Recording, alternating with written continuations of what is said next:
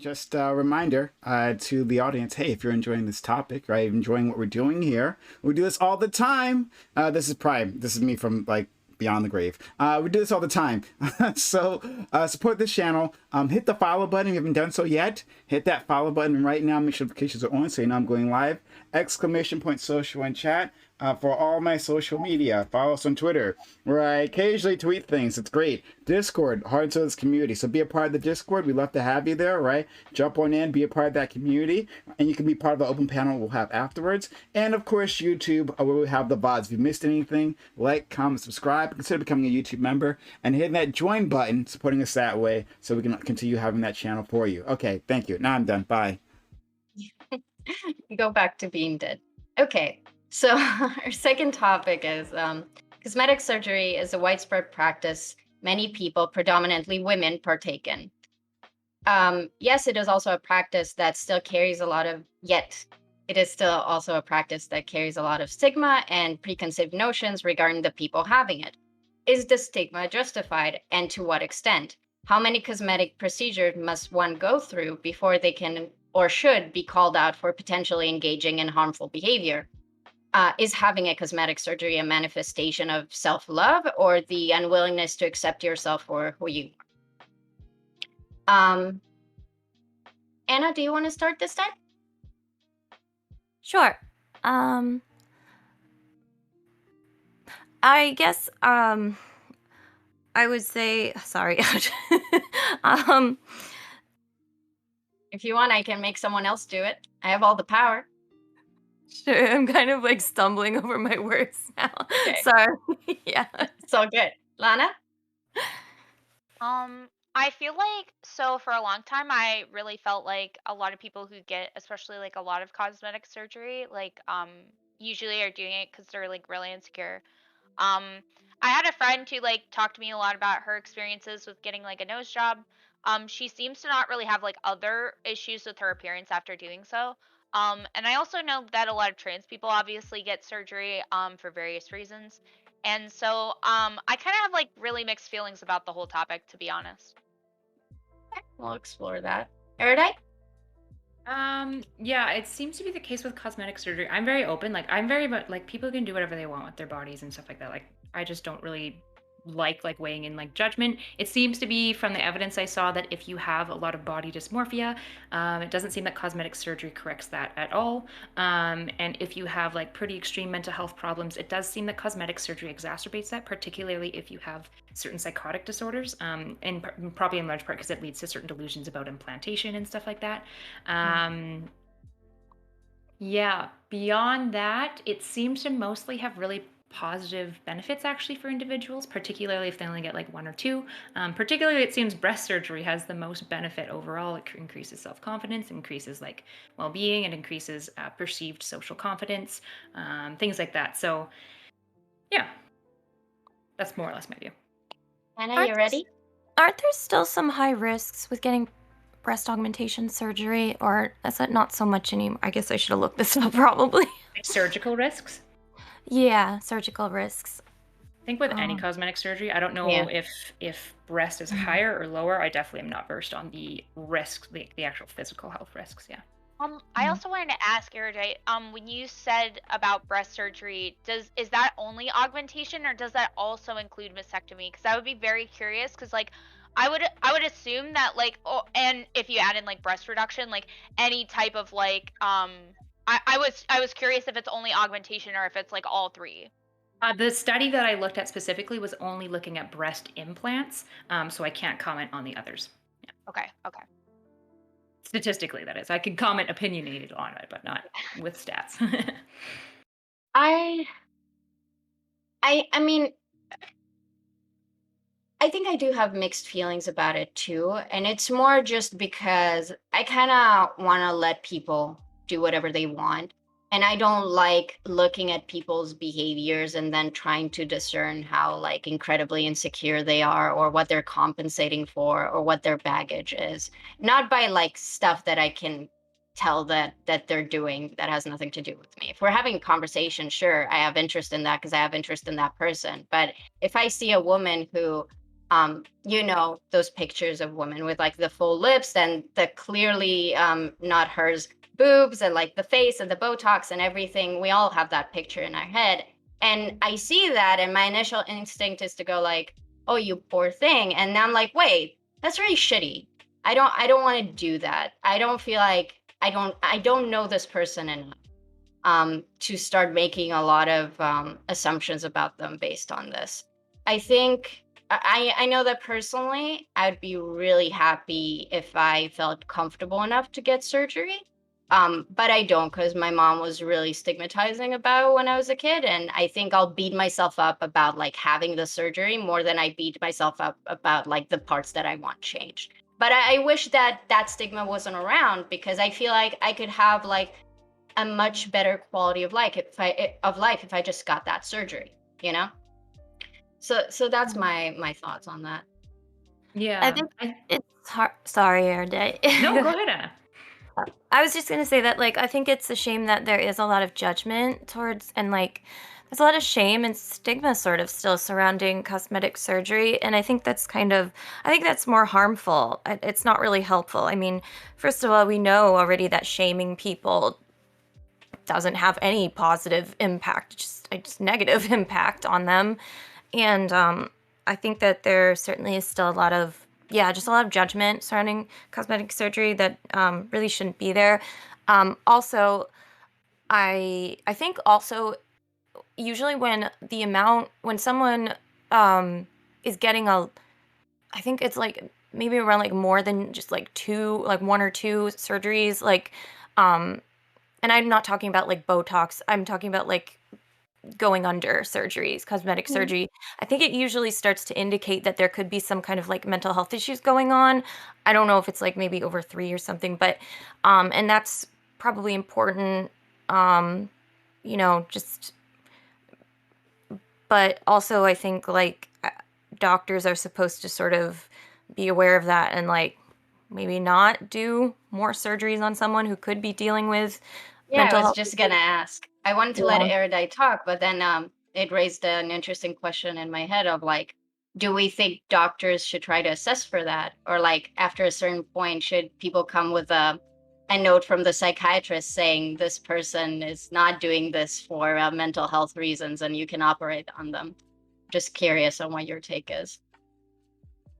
I would say But Erudite? demonstrably yes. I just looked it up just to check because I have no idea. I've never actually gotten a cosmetic surgery at this point, mostly because I'm poor as fuck. But um, it sounds like there's no psychological evaluation as a requirement for plastic surgery at this point, and this is from an American system. I'm guessing it's probably the same then in Canada. I would say demonstrably yes. It seems like it's pretty easy to measure for the things that are going to trigger. You can do a body dysmorphia scale, check if there's severe body dysmorphia going on. In that case, I would be recommending that they go get therapy because cosmetic surgery isn't going to fix it.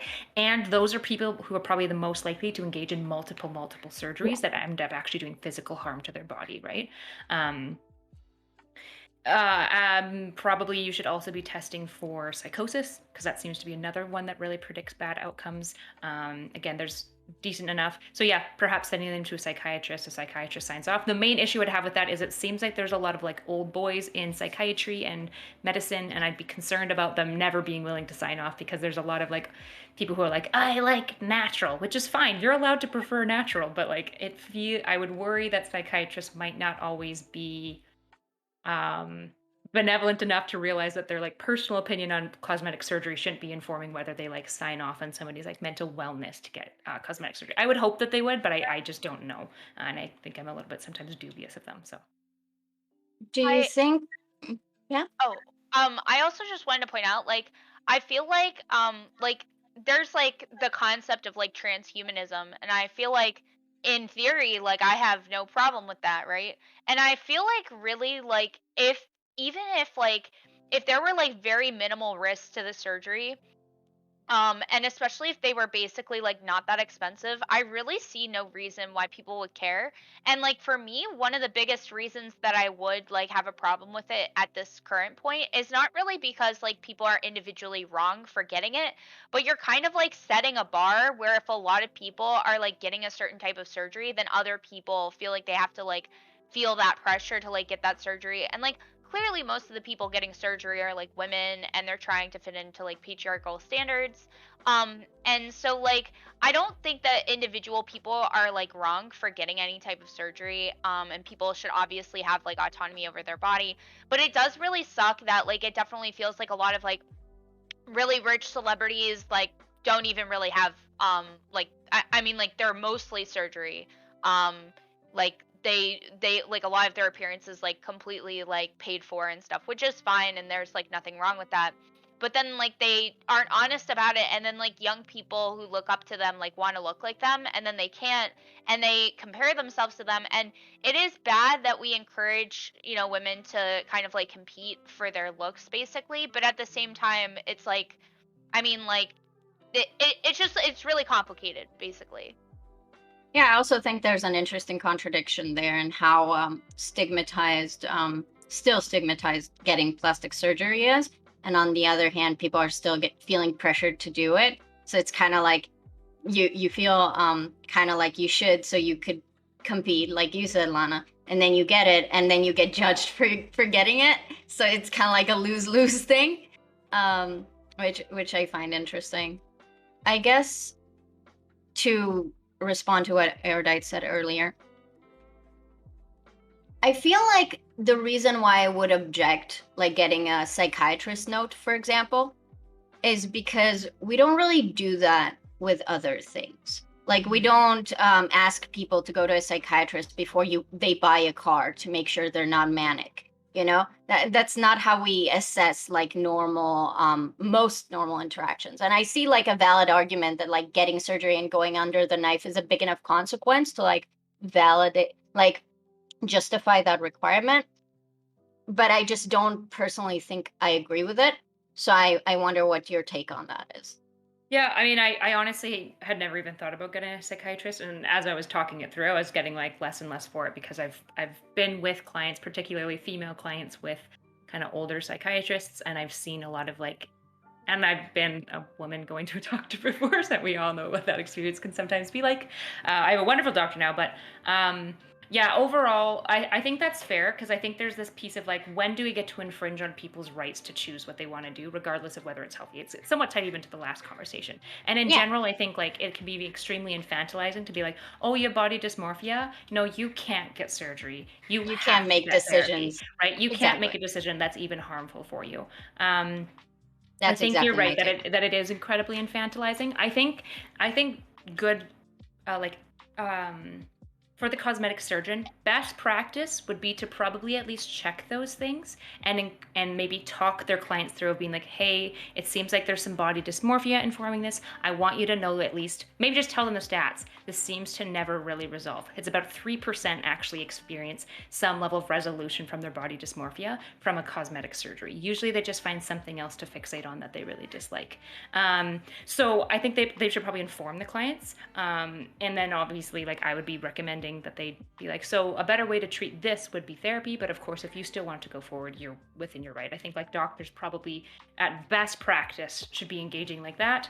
I'm sure that's not what happens necessarily, but that would be like my best practice thought on it. So, like again, and I'm really happy this created like a parallel to the last topic, because that's basically the main argument that I'm saying, that I feel it's kind of infantilizing to say, oh, you're engaging in unhealthy behaviors, so you don't get to make decisions anymore. Which isn't the exact argument, but it's what I hear a lot when we discuss it, you know, because Yep. there is some messaging of that. Yeah, the gap is the level of risk in my mind, right? The level of risk for a body dysmorphic person is that their symptoms don't seem to worsen from the surgery. They stay about the same. It just doesn't treat it. Whereas the issue for the other situation is it could lead to an extremely egregious negative outcome. That's my concern. That's fair. And I do think that's a valid distinction, but I'm happy that maybe I have that now as a way to better explain to people what I mean when I feel like that type of advice is infantilizing. What I wanted to say was, so do you think that, paralleling from the other conversation, do you think that maybe there's a valid point in giving advice to people? Hey, before you go to like a surgeon to get reviewed, like to ask for their opinion, maybe go to a therapist first to like evaluate with them. Like you need to go through these processes yourself. Maybe we don't enforce like getting a psychiatrist note, but giving general advice to people who want to get plastic surgery. Hey, how about I don't know, read a book or like go do therapy for like a few sessions with like the clear state of mind. Like, I want to figure out if I just want to get surgery or is there something I healthy about? Do you think that's valid advice? Broadly, it makes me think about, what do we think about these extreme cases? So somebody who has had 43, 44 surgeries, um, the individuals, like, their nose has been shaved down so much and you can't really reconstruct cartilage, is my understanding. So like Yeah. once you've shaved it back enough, and right, and that usually, to me, when noses are getting to that point, that again like makes me concerned about like pretty extreme body dysmorphia that's being unsuccessfully treated through medical procedures. Mhm. Do you think there would maybe be a point where, say, maybe a doctor has somebody come in and they realize they've had about 45 surgeries, they're not any happier, they've had multiple, maybe even complications with some of their surgeries, they can see that like they're actually destroying their body a little bit with this pursuit of basically resolving their dysmorphia? Do you think at that point it might be worth basically being like, no, now you have to get a psychiatric approval? And obviously you can't instate that because in a private system in America, they could just literally go to the doctor down the street. I was gonna say But that. like, if we give it a I think vacuum, like more in ethically, Canada, we could do that a little bit more strictly. I think ethically, absolutely, right? I've been to like a plastic surgery consultation. It was for something about my shoulder, and I had to take off my shirt for it. And then the surgeon gave me their full evaluation of what they would want to do to my breasts if I were to get like a breast augmentation. And like, dude, this is not what I'm here for. But thank you for like, I guess, trying to pitch that for me. That feels awesome, right?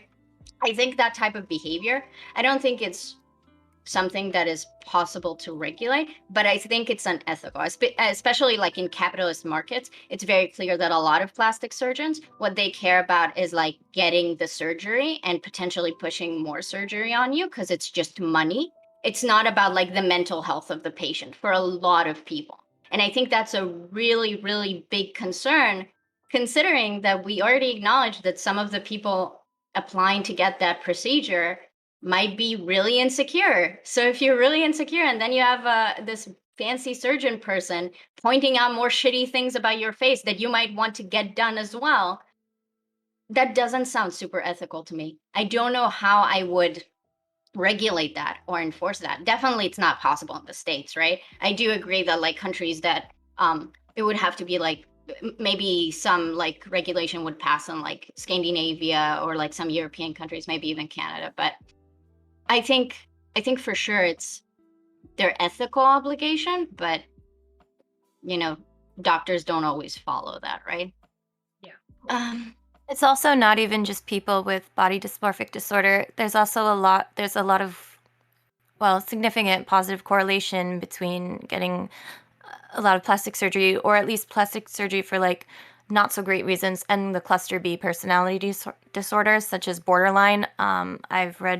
I literally have a study pulled up actually that like literally says like it is best to avoid surgery on patients with BPD. That's very forward, very interesting. But like apparently patients with borderline personality disorder will, which I know I've read about this, they'll sometimes get a lot of surgery to try and avoid abandonment by their partner. A core part of BPD is going to extreme lengths to avoid abandonment. And so, yeah, sometimes they'll get a lot of surgeries.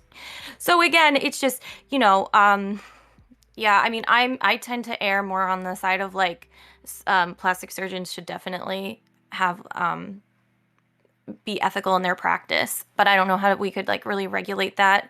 I don't know if there's So, anything in their ethics codes, but so Anna, how do you feel about that advice of like generally better to not operate on patients with BPD? Do you think it's like, yeah. do you think the ethical thing is for surgeons to maybe discourage patients if they know they have BPD to not get the surgery? Is that their ethical responsibility? Is their ethical responsibility to like not take that into account?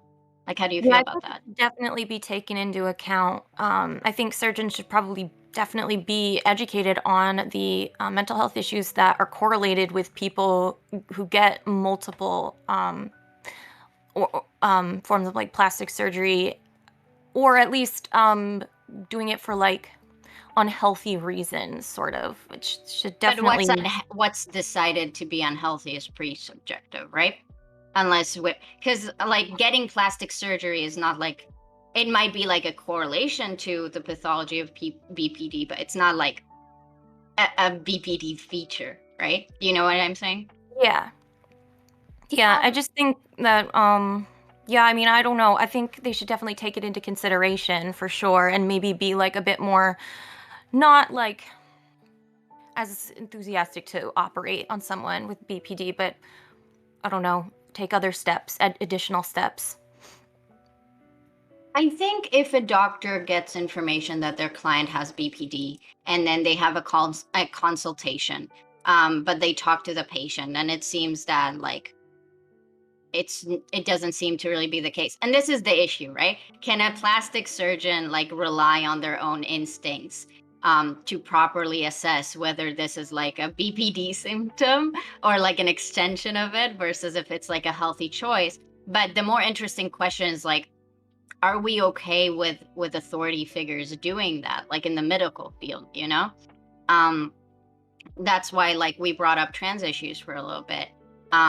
The thing that's personally annoying to me about like a lot of people's arguments for why it's okay for trans people to do like a medical transition in terms of like surgery, it's because it's a mental illness. And I'm like, I think someone should be allowed to do whatever they fucking want with their body at any point. I really don't care. Um What about it somebody for the with most severe part. schizophrenia who believes that if they like get like major augmentations, for example, there was a legitimate case that we had to go through in my class where there was somebody with severe schizophrenia who believed genuinely that if they got both their right arm and I believe their left leg amputated, that basically that would be the will of God and that they would like be released from like I can't remember quite their delusion, but some delusion essentially where they needed to do these two things. So they were The diagnosed. They were diagnosed with schizophrenia. I don't know if it was before or after, but Mhm. basically, ethically, all doctors decided absolutely not. We will not do this for you. And I now this is for me, extreme, but I think mhm. extremes are important to teach us what the principle is. Is like, where is the point at which we say medically doctors shouldn't be working and doing procedures on certain individuals? So this is a bit of a tangent because it doesn't touch on the point. If you're testing like my moral axioms, as far as I'm concerned, I don't really care. I'm like, About amputating the schizophrenic individual? if they are deemed to be able to make their own decisions, so if the court hasn't decided to like revoke their autonomy in a significant way, then I see restricting their choices as like problematic. Um, Maybe like I think there's a solid argument to be made that since in that specific case it's so clear that it is just like a straight up symptom of the schizophrenia, like it's not something correlating or like adjacent like the BPD conversation we just had. It's like it would be diagnosed professionally, like this want that this person has is like a direct consequence of their mental illness. Yeah, I think there's a validity there to maybe revoke that, but I would want those assessments to be done on like those things would be need to be checked on a case to case basis. Like I would not be willing to say people with schizophrenia can't get plastic surgery. Like that's not something that I'm okay with. Um I think there's a lot of infantilization of people with mental illness. I think people who are not very educated about mental illness think, oh, you have a diagnosis, you have a mental illness. Well, now I'm going to have a valid claim, like questioning what you're doing and why you're doing it and your symptoms and how much is this healthy and this not healthy and stuff. And But the in this thing case, is, we educated professionals questioning it, right? Like I yeah, fundamentally but think I answered that, right? we I'm remove speaking people's generally. autonomy. Yeah, at some point we Mm. do remove people's autonomy for their safety because oftentimes, especially in schizophrenia, they're going to make a lot of decisions. Or, for example, a lot of might understand like as well, like when you're in a state of mania, there's a lot of decisions that you might make that you later really regret, particularly if they're like really dangerous situations. So I understand the like No, arm I agree. amputation is a really extreme example. And I haven't even made up my mind firmly about where this line is. I honestly think, I imagine medical ethics kind of has probably somewhat answered this, and I'm not familiar with it. But I think posing the question of saying, like, is it infantilizing to take away somebody's autonomy if they're going to recklessly and very much so do irreparable damage to themselves? I don't think that's infantilizing, but I would need to know the specific case. So, like in the case that you told me, since it's very clear that this is the direct consequence of the mental illness, and if this person is something that they're pursuing, I would argue that there should be like, I don't know what their state of their like legal autonomy is. I don't, I completely support evaluating some people and like the court deciding that they cannot retain their like autonomy to make a decision even as an adult. But we can't treat people who are who still have their autonomy. I resent the amount of like questioning and willingness of the public to be like, they hear mental illness, they hear mental disorder, and suddenly that means that this person is now compromised and you can make decisions on their behalf on what they should and shouldn't do and shit like that. Lana? I was gonna comment, like, especially when you're talking about like psychosis, like I've experienced relatively like mild psychosis before, and one of the things that like I don't know because I'm not schizophrenic, so like I could just be completely wrong, but I know at least for mania with psychosis, like there's generally a timer on it, right? Like there's a point where the delusion ends. I mean, I could be completely wrong, and that could not be true for schizophrenia. Can either of you correct me if I'm wrong? Like, like It there's a point broadly where seems to be the case that without treatment, like sometimes we see remission in delusions and sometimes we don't. I've definitely worked with clients who just never really went into remission because, yes, with bipolar, it's somewhat cyclical in nature, right? So it is a timed event. It doesn't seem that schizophrenia is as cyclical, but I don't know if Anna's come across other evidence to that. I'm not like super versed on the time span of delusions and schizophrenia. but do they like I understand they may like but do they maintain the same delusions for like most of or the whole of their life? Well, Or like I don't want to, I don't want to like, I trust the two people who have experience in clinical psychology to give better advice. And as far as I read, I'm not disagreeing. I'm not oh no, I'm no, no, no, I have something to say. So, but it's like it might contradict or like add something. And I obviously think there are two people who are more qualified to like say those things. I mean, As if you far have as data, then you're more qualified to comment on. Fundamentally, is my position on these things. I will look if I can have the sources on that. But I watched a video from like a clinician, and he talked about how people don't understand that schizophrenia, like it's not always full blown, like as crazy as it gets. Like there are periods of remission where the person is basically like completely functioning, and then, but obviously everything with mental illness is a spectrum, right? Maybe in the most like severe cases of schizophrenia, remission is not that common. I don't know. It's really complicated, obviously. So but the point of me asking that was like so I imagine that like it like for example like you could do something like a waiting period, right, where you know you're trying to determine basically like either if this person like eternally has this delusion, and honestly in that case I don't actually think it would necessarily be a great idea to dissuade them of it. um like maybe like for example like if someone's really religious and they think which obviously is not the same, but like if someone is very it's not. religious and they believe I don't know, they believe I don't know, like something that most people would consider ridiculous, and they you know they want something to make their god happy, or let's say they're going to give all of their money to that Austin guy or whatever, the televangelist Joel guy. Osteen? Yeah. Yeah.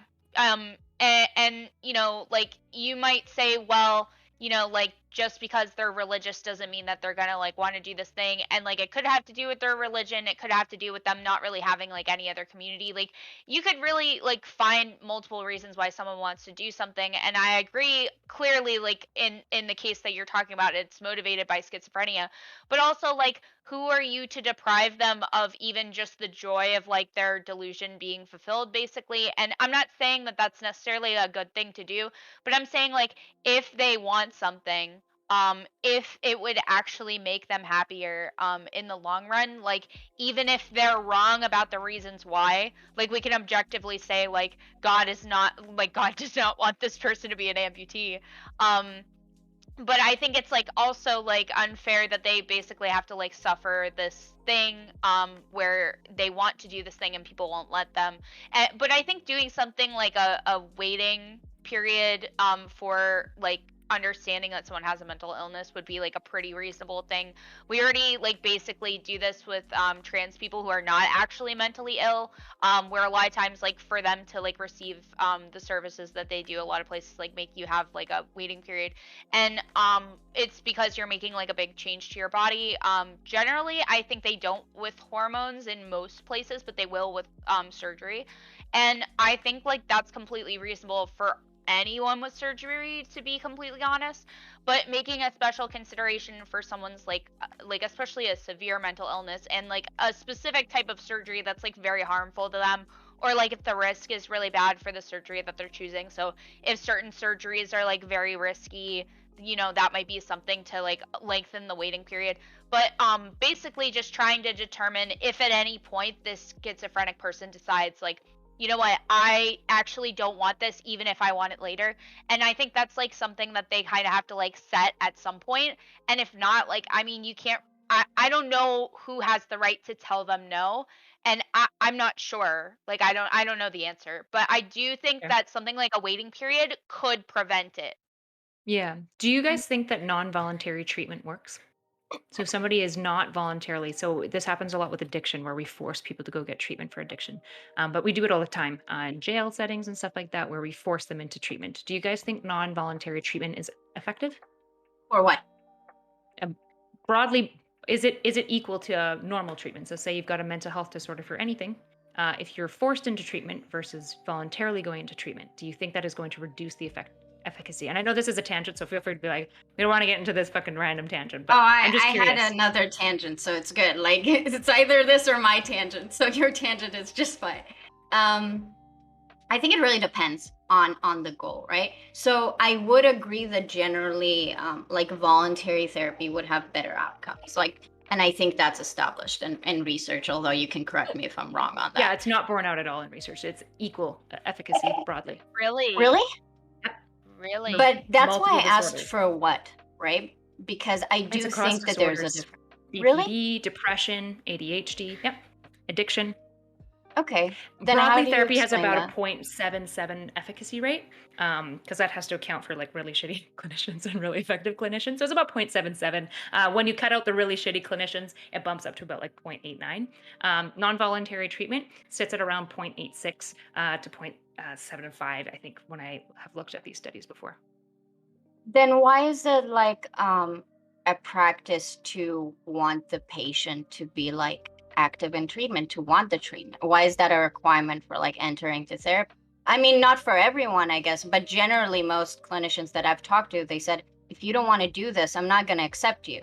Like Mm. you need to want the help. Like I'm not going to force my help on you, you know? Mhm. For morality and ethics, I would argue is the main one. Like autonomy is something I value too. I broadly don't want to engage in non-voluntary treatment either. It's a lot tougher on the clinician because they not only have to get past doing the treatment, but they also have to convince the client to buy in when they don't want to. So it's a lot more work for the clinician. I've had drug treatment clients that were given to me that were very much non-voluntary. It's a lot more work than clients who come voluntarily into our center.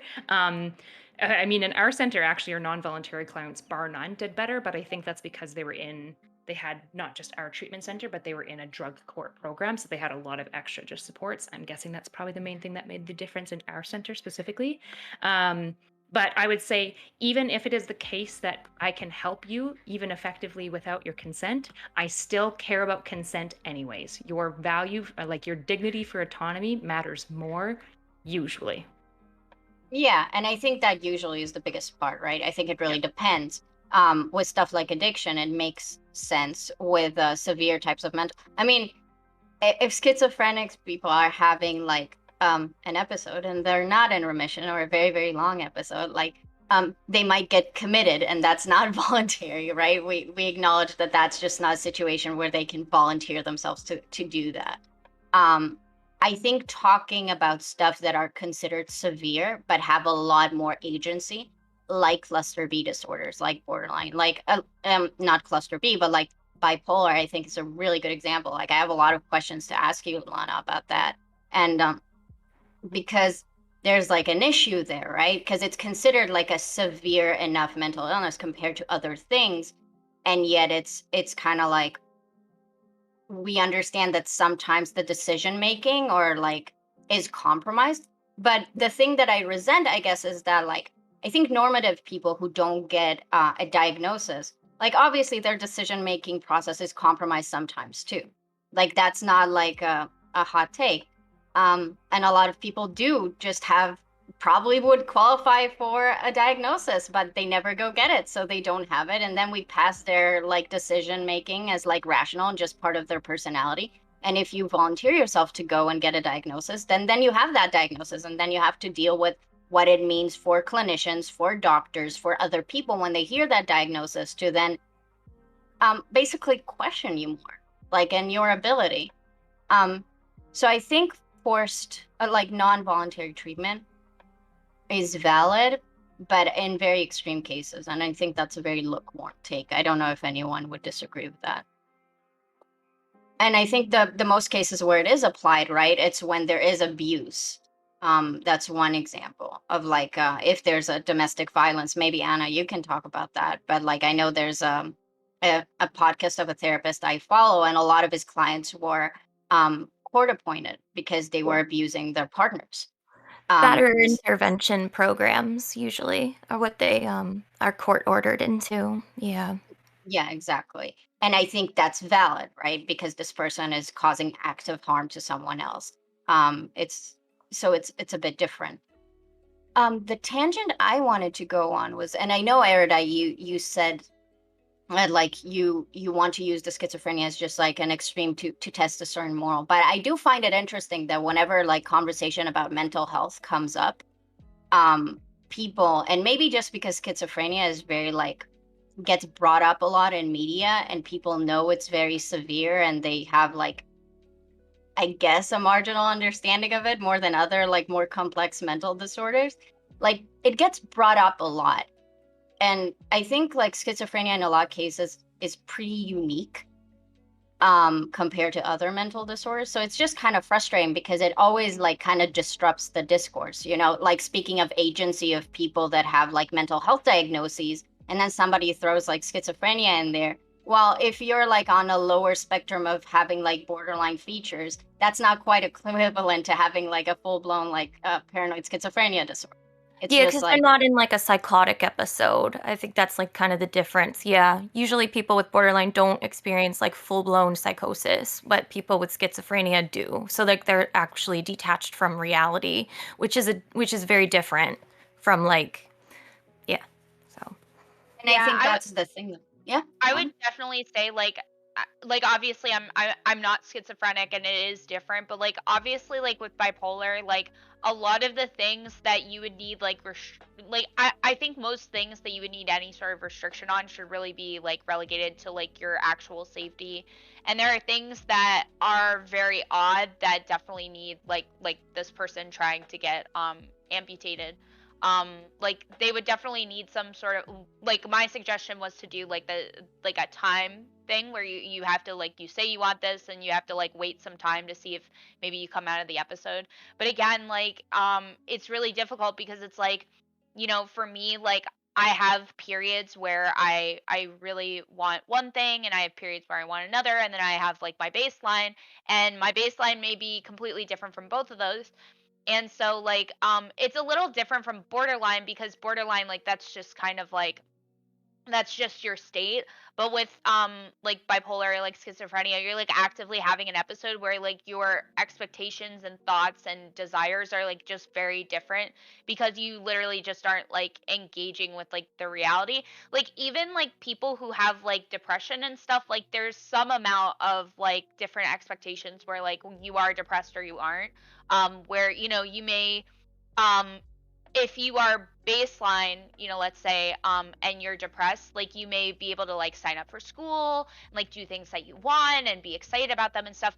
And your expectations for those things will be different when you're depressed because you know that you might not be able to like do those amount of things. I think that's pretty like normally acknowledged and like completely accepted. That even though you're making decisions because of your depression, it's like completely acceptable. But obviously there's ones that we're not okay with, like we're not generally okay with people like ending their lives, like hurting themselves, like things like that, hurting That was other going to be people. my hot take. So I'm happy you brought it up. But yeah, we don't have to talk about it. I'm pro euthanasia for like mental health disorders when they're severe enough. If the person wants it, I would have some regulation on that. Um, Forced therapy, yeah.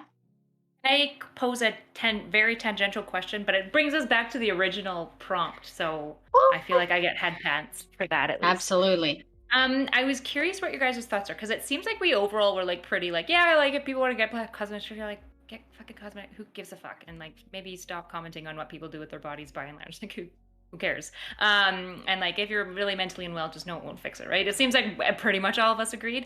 I'd be curious though because there's one piece that like weighs on me with this, which is like I'm decently pro all this, like I said, but I think it's also valid for a lot of people who are very anti it to be like, okay, but now this all this does is it increases the beauty standard to another higher level that's unreasonable, and it actually gatekeeps poor people. Because if you can't afford cosmetic surgery, you're going to be less attractive than people who can get like their face perfectly sculpted to be symmetrical and stuff like that. So it creates like this whole other element. And I'm just curious what your thoughts are because I haven't fully disentangled my thoughts about this, but it's something that I like know is an issue, and I'm not quite sure how to manage it.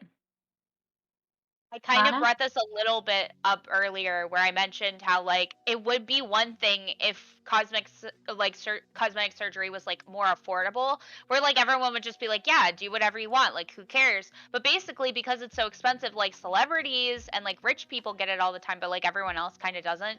Um and I I feel like at the very least, I don't think it's unreasonable to ask really public figures to disclose if they've had surgery. Like, and if they don't, I guess like they don't have to, but I think that's like a pretty reasonable thing because people have these like really unrealistic expectations.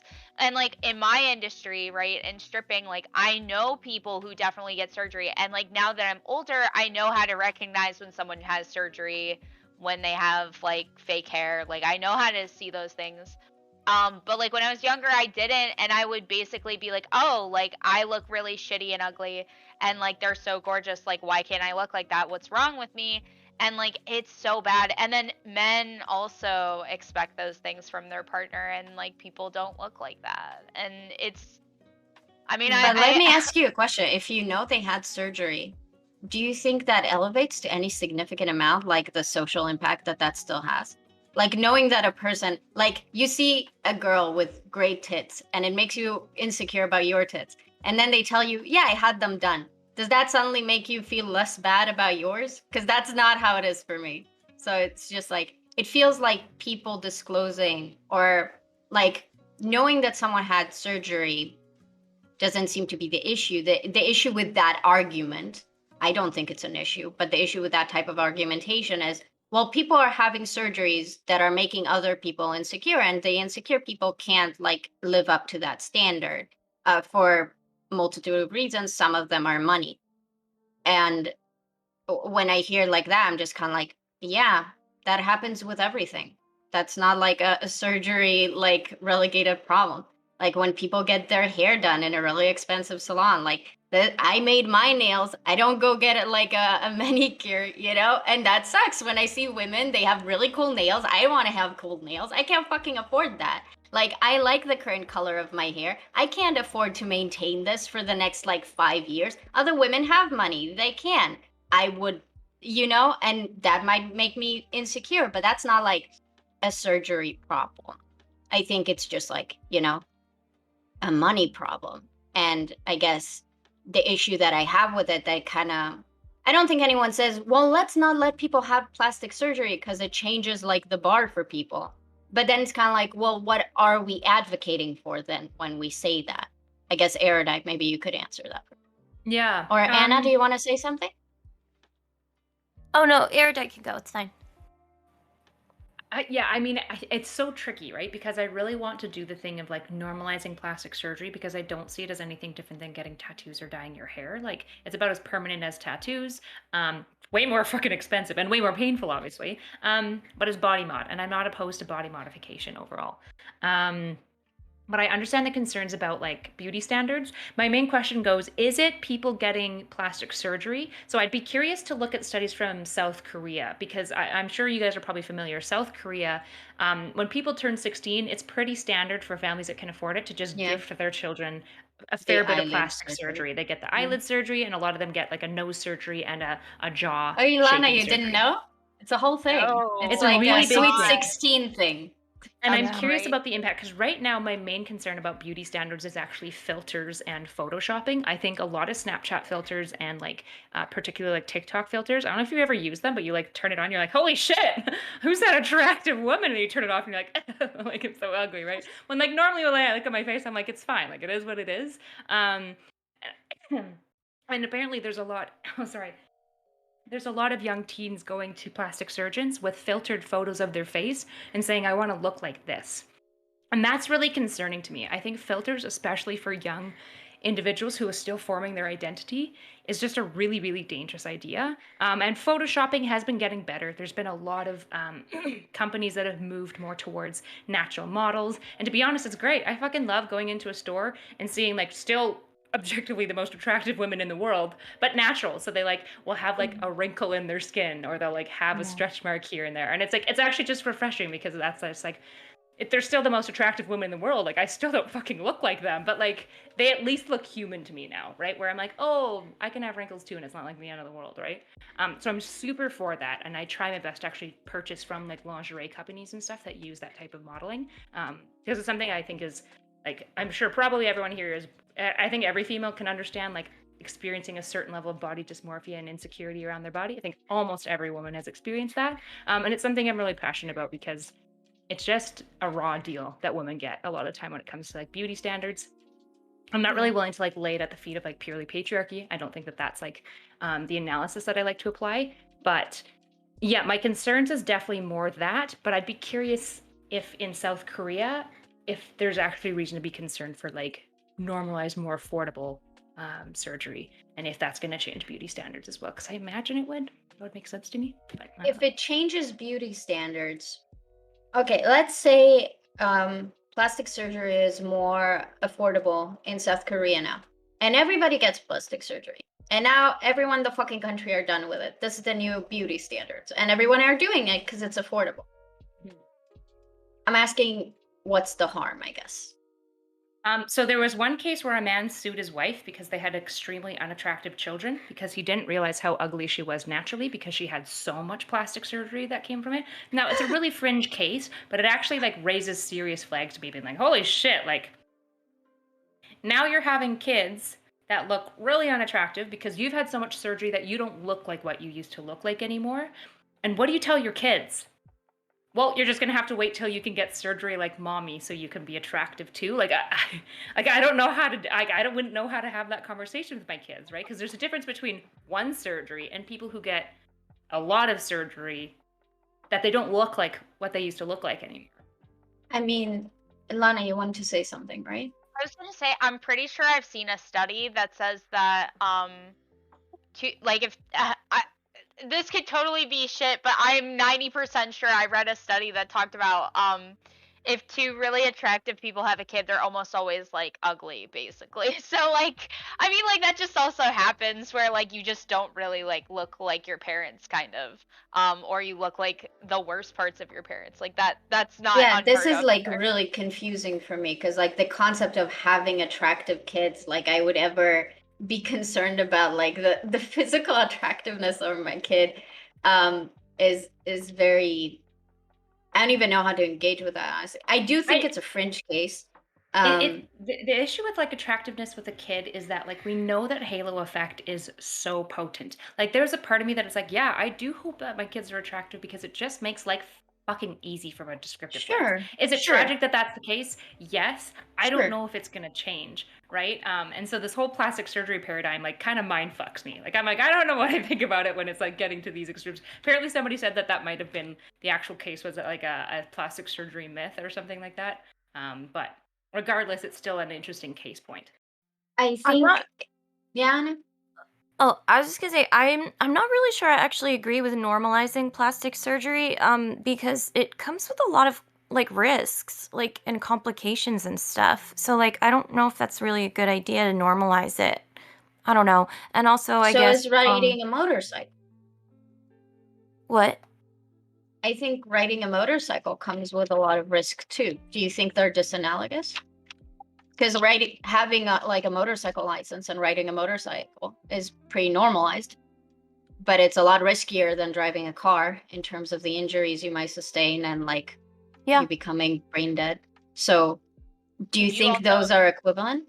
You also have to get further licensing.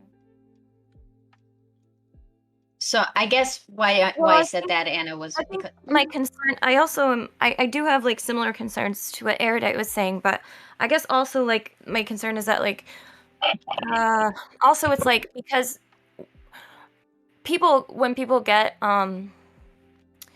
plastic surgery, it's like it's also kind of like really heavily influenced by our cultural and societal beauty standards and stuff too. And I don't know. I guess I feel like well, I wish we could maybe change those. Like I wish we could change like the beauty standards as well instead of like I don't know, normalizing plastic surgery, you know? But maybe I'm just being idealistic in that. So, I don't know. But No, it no, does I concern think it's me with the amount of like teen girls that like literally like look at like Instagram models, which are like photoshopped to hell. I mean, it's like you can tell when someone's like using, I don't know. I mean, you can tell when someone has like a waist that's like this, like that's not real. Like it's one where photoshopped. You know what I mean? Like where their boobs are like wider Oh, than like yes. their waist, like Like a huge significantly. their ass is like, and then the waist is. It's like that no real person looks like that. Do you know? And like, but like, I'm concerned about like adolescent girls seeing that stuff and being like, well, why can't I look like that? And I mean, there is a lot of research on this that shows that it's very damaging, and it. I mean, even just using Instagram in general for like teenage girls, it's like the increase in eating disorders and like body dysmorphia and stuff. It's very concerning. And so, I don't know. Again, my perspective is like, man, can't we change like the societal beauty standards though, maybe? But that's, yeah. I really That's want my take on that. to explore that, I guess, because I feel like, and this is kind of different because there's another element in like current society that didn't used to be a problem in the past of like how big advertisement is and media and social media and the filters and the Photoshop and all that crap. But like on the idea level, let's say 500 years ago, you look like you do, and there's this really, really, really beautiful other person that you see, and they make you feel insecure because they're like the prettiest person in town or whatever, and there are a few more people like that, and they would be the beauty standards then, right? So I feel like being insecure and wanting to compare to the most beautiful, most smart, whatever the fuck around is like just a basic human like want and conflict. And it is absolutely exacerbated by the way that we currently live our lives and like the amount of times that our brains are being washed with this messaging. But generally speaking, the idea itself is the same to me, I think. So I don't know like how much I don't know what changing the beauty standards would mean. Cuz like sure, we can't do it, but let's say we banned Photoshop, no filters, just like all natural people. There's still going to be like prettier girls, right? And we'll still feel insecure about that and we'll still like put on makeup. Or we can ban makeup. You can ban whatever you want. At the end of the day, people are still going to compare themselves and they're still going to feel inferior because it's just like a very human need or a human experience, I guess. Yeah, Lana? I think there's a complete difference between like talking about like surgery and like a lot of these other things, because although like I don't think makeup is something you should really like think about like banning in any sense, because like makeup like most people can afford and get better at, and also like makeup like I know on some sense it is like entirely done by advertising companies to be like, hey, like keep buying makeup. It's really empowering. But like it is kind of an art form and it is really pretty and fun to do, and some people just like it. I think it's unhealthy to have like a relationship where with makeup where you feel like you can't do anything without wearing it and stuff like that. But it like that's kind of on a case by case basis. But like plastic surgery is so expensive that most people could never afford it. And like insurance I don't think really pays for it unless you unless like certain things happen or whatever. So like most people can never afford surgery at all, whereas like makeup is relatively affordable. No, but Obviously there's better and worse makeup, but I'm just saying like the difference in treating like something like plastic surgery and makeup is like very different, and like I don't think they're analogous at all. And then on the other hand, like the thing about like photoshopping and stuff, even noting that a photo is photoshopped like can prevent people from thinking that they need to have surgery when they could just photoshop their pictures too. Like, you know what I mean? Like telling people like how they achieved the look that they did can prevent people from basically taking really expensive measures to like permanently change their body, like possibly have a risk. And I'm not like opposed to plastic surgery or anything. I'm just saying like I think we're not honest. Like women are expected to look in this like perfect way all the time, like by society in a lot of ways, and we're not allowed to be honest about the ways that we achieve those looks for fear of shame, when we're also still expected to look like that anyway. But then at the same time, like other people like are overcompensating for how good they have to look, like relative to like what they really need it for, like the type of partner they're looking for, the type of lifestyle they have, like how much money they actually have in the bank, like all of these other factors. And so I'm just saying that makeup, and there's a grand canyon between makeup and plastic surgery for sure. so the reason why I brought it up isn't because I disagree with anything you said. What the line that I was drawing is that if somebody is going to say, I want to change the beauty standard so we wouldn't judge people by how unattractive they may be, and I wish people would be treated like without this bias about us just treating pretty people better, then I'm like, that has nothing to do with plastic surgery. That's always going to be a problem because humans just naturally seem to do that. And then I brought up makeup because you could argue that makeup, when we normalize having makeup, when we have people wear makeup, like right now, I'm not wearing makeup and my skin looks like crap. Erudite, I assume you're wearing makeup? Your skin doesn't look like crap. Thank you. But it feels like it does, right? So maybe I could go and say, well, people who are wearing makeup, basically, they're doing this unrealistic standard because I'm not wearing makeup. I'm just me right now, right? So do you get what I'm saying? I wasn't saying that they're equivalent. I'm more talking, Can if I we're jump on your discussing, bandwagon? Can I jump on your bandwagon and then also be a devil's advocate? sure, I just very quickly. So I agree with everything you said, Lana. My point was specifically about when we're discussing like deconstructing a beauty standard.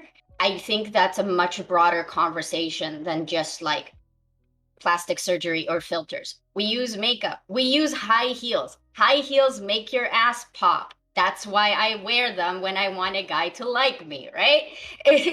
That's also a way of like changing how we look. So if we're going to advocate for everyone should love themselves for who they are, but then we normalize some types of like enhancing oneself and one's attractive appearance, I don't think anyone is banning that. I don't think anyone is saying we shouldn't be engaging in those behaviors. Maybe they are, and I probably will agree with them to some extent. Erudite, I just yeah. don't know if like makeup. sorry. Sorry, I was just gonna say I don't know if makeup's really comparable to like going under for plastic surgery. That's all. not the comparison I'm making, though. Yeah, It's it kind of fine. is though. It kind of is. It's less because it's less permanent. But like the reality is like I've literally had dudes when I'm just wearing like only I think like eyebrows at a point be like, wow, you're extremely below average. And I'm like, dude, no, I'm fucking not. I'm still literally wearing makeup. Like, no, right? And I've had like women kind of imply the same things, right? Like, so I'm not just gonna say it's like men, right? But like the fact that like our it's I forget what the type of distribution, but it's like we don't even have a conception of an average woman anywhere. Like we don't fucking know because we almost exclusively see women in makeup, right? And the women who I don't agree wear with you. makeup broadly like the au natural ones just tend to be just really fucking attractive without makeup, and you're like, oh, that's cool, but like I look like a chemo patient when I don't like put eyebrows on because my eyebrows are fucking white, like they don't exist, right? And so Mine it's just like too. Yeah, so it's just like it's not a good look. I don't like how I look without eyebrows. It doesn't look good on me. And like the reality is like, yeah, I put on makeup because yeah, I don't like how my eyebrows look. I do the extra just because I enjoy it. I find it a really good way to decompress. But to act like I'm not putting on makeup, to not like look more attractive to other people, like I obviously am, right? And like I really don't love the rhetoric of like it's just like my own form of self-love. I'm like it might be, it does soothe me, but I could paint. Like if I really like painting, I could just paint, right? Like it is also to like come across in a certain way, which I think is fine. Like I honestly think it's like let's just like maybe normalize people valuing aesthetic. Like aesthetic isn't a bad thing. It doesn't make you vain to care about aesthetic. Just I'm to gonna a certain extent. So just to a like, certain extent. So I'm going to be a devil's advocate, and I'm going to yeah. maybe caveat this by saying I don't think I agree with the next position that I'm saying, but it's something that I've heard a lot that I think as women we actually need to contend with and like think about it a little bit more. And I'll still man it, so I don't mind being the villain. Just take with the grain of salt. I don't know Be if the I actually agree agitator. with this. Oh yeah, I'm gonna be the agitator, but just giving it the space of Someone's got to. I'm gonna put the perspective out there so we can talk about it. I don't actually know if I agree with this. Just before like somebody's like, this girl fucking sucks. Like I don't even know what I think about it. But basically, I've heard a lot of people basically argue that women should get kind of thicker skin and stop giving a fuck about what like Photoshop and beauty standards and stuff, and like just kind of get over it and like not care as much, right? It doesn't matter if people say like you should be more or less attractive. If they make fun of your eyes, make it like who gives a fuck? Like grow thick skin, basically. So I'll do my best to steel man it for you guys. But like I said, I don't know to the extent that I believe in this, but I think it's something we have to contend with because we often tell men, especially short men, grow thick skin. Get over it. Oh, Oh, I don't I think those wouldn't are tell them comparable that. at all. I wouldn't compare those at all. I would actually compare like women's looks to like men having money. I think that's like a way better comparison, to be completely honest, because I think they're a lot more like they're viewed a lot more equivalent in society. So what I would say to that is not like men need to have a thicker skin about appearance, because appearance doesn't mean jack shit to men. Men can still be ugly and pull, like just saying. What it's really more comparable to is like them having money. So like if you're self-conscious about the money that you make as a man, I think that's much more comparable. I think And height like is much better still because I'm talking about aesthetic, and money doesn't affect aesthetic. but Yeah, but I actually have to push back on this. I get that maybe materially guys can still pull if they're even ugly or unattractive, but like I've spoken to a lot of guys. They are incredibly insecure about how they look. They would tell you, I know that no girl thinks I'm attractive, so I have to find other things about me to convince her to be with me even though I'm unattractive. Like the amount of insecurity that men have around their looks is Yeah. The it main Yeah, part where is my analogy not. falls apart is height is There's also immutable. muscle dysmorphia and stuff that a lot of men get too. And Yeah, so the we body maybe image compare is muscles of too. men, like fitness of men, because height is Yeah. actually worse for men because it's fucking immutable, and they can't wear high heels because high heels aren't normalized for men, so they're fucked. Like they can't put on makeup to make themselves appear taller. Whereas at least like if a woman is like what society would deem pretty unattractive, if she gets really good at makeup, like you could do a lot with makeup, right? Which we all know. I feel like this doesn't express the extent to which like they're treated in society as a whole, but I guess when you're talking about mate selection, like if you're talking about who you're dating or fucking or whatever, then like yeah, but if you're talking about actual social standing, like money is much more equivalent to like women's like appearances, like entirely. Like if you're talking like strangers in public, if you're talking how you get treated by your family, like those things are much more equivalent in my opinion. But I agree with what you're saying that like there are things that men are insecure about. I also want to point out like another thing, like I don't think that I think the concept that we should like stop caring about looks entirely is stupid. I think that people do care about aesthetics, but I think men should like be able to wear makeup. I think men should be able to do some of the same things that we do about changing our appearance to like look the way we want. But I do think that pretending that beauty is your value as a person is something we should abandon. But like pretending that we don't care about aesthetics at all is like also just not true. Like Well, there are you things guys are about true. Because like that's you're like saying that we it's fine to care about aesthetic, and I wasn't arguing that we should. I know you're not directing it towards me, but I don't think we should pretend. I think there's a valid argument to say that we should societally push for attractiveness to not be an issue. I just think it's like a psychological factor that we can like, I still think we should probably do that as a society. I don't know how much of a difference that would actually make, although I think it would be the best mental health for like most people.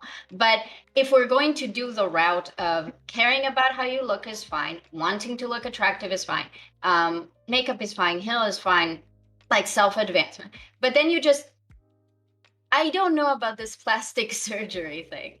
And I'm like, Because it's that's about just an money. extension of it. I don't care about anything else. It's only because it's super expensive. This is the So only reason. if it was So free, you wouldn't if care. it were free and low risk health wise, I wouldn't care at all. At all. Because if you're talking about Botox, there's almost no risk and it's relatively affordable. That's why it's in a different category from what we're actually talking about. Like, I don't care if people like get boob implants or whatever, or breast implants. Like, again, it really just comes down to like cost and risk. And if those things were like a lot less expensive, so it was a lot less like classist if you didn't Wait, have but then you broaden it. So if it was cheap, but the risk factor remains, no, where if where it do you was stand?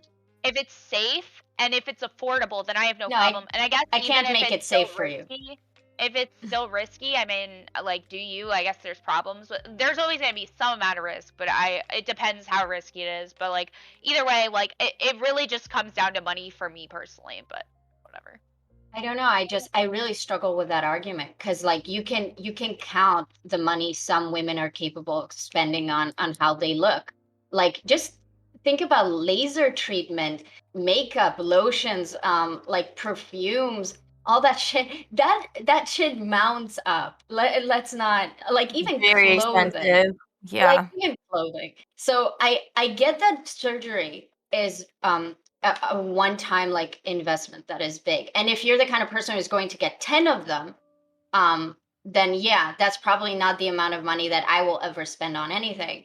But considering that I don't use makeup and never has for most of my life, I probably spend a lot less on makeup than a lot people here or other women, right? And that's some women just can't afford that, or they'll push the finances for it. So I don't see how the money argument really fits because like, getting your hair done is fucking expensive.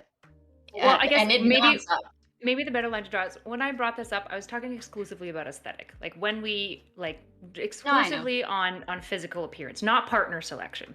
Because I would agree. When it comes to partner selection, of course I would agree. Broadly, women seem to care a fair bit about the amount of money that men bring in. That seems to be a thing. Height, there seems to be like a 6-foot requirement for a lot of women, which is really arbitrary to me. It's stupid. It's super stupid. And so I'm mostly trying to draw the parallel because my devil's advocate is what I was trying to say. Maybe we should tell women to get thicker skin. Who cares if people say that you're unattractive? Who cares if this model's more attractive than you? We tell short men to basically get over it because there's nothing they can do about it. Or unattractive men, we're like, well, take a shower, like clean up, lose weight. Like we're pretty ruthless with men by and large when it comes to aesthetic. Like maybe we should just be a little bit more ruthless with women and just be like, honestly, just toughen up.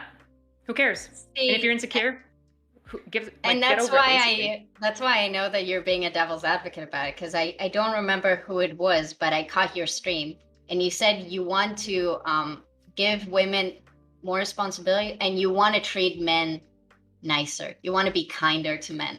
And I heard you say that and I was like, yes. We continue on this mindset. We're like, well, we tell boys to toughen up, so why can't we tell girls to toughen up? And I'm like, we shouldn't tell boys that. That is shitty. That is not helpful. The standard shouldn't be everyone should fucking toughen up. Dudes have been put on so much by society, so much they have to just suck up and deal with, and like all this crap. And we shouldn't like try to treat women the same way. We should treat men better. Like it's really I don't understand how people are like struggling on that concept. But to engage with your actual point, Kurt, I it's not so much a toughen up for me. It's more since it seems that most people are not very willing to go on let's dismantle what attractiveness means.